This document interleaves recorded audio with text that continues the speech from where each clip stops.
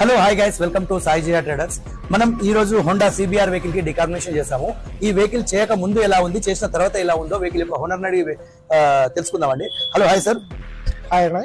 Sir, మీ vehicle డికార్బినేషన్ చేయక ముందు ఎలా ఉండే, చేసిన తర్వాత ఎలా ఉందండి? చేయక ముందు చాలా స్మోక్ వస్తుండే, అండ్ పికప్ కూడా చాలా తక్కువ అయిపోయింది. ఓకే. చేసిన తర్వాత ట్రయల్ చేసినప్పుడు పికప్ కూడా మస్తు ఇంక్రీజ్ అయింది. ఓకే.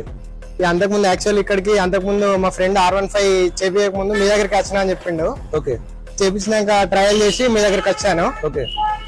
ఇప్పుడు మీరు చేసినాక చాలా వైబ్రేషన్ పికప్ కూడా చాలా పెరిగింది. బండి స్మూత్ ఎట్లా ఉంది? బండి కండిషన్ ఎట్లా ఉంది ఇప్పుడు? ఈ కండిషన్ ఆల్మోస్ట్ షోరూమ్ కండిషన్ లాగా అయిపోయింది. షోరూమ్ కండిషన్ లాగా. ఓకే.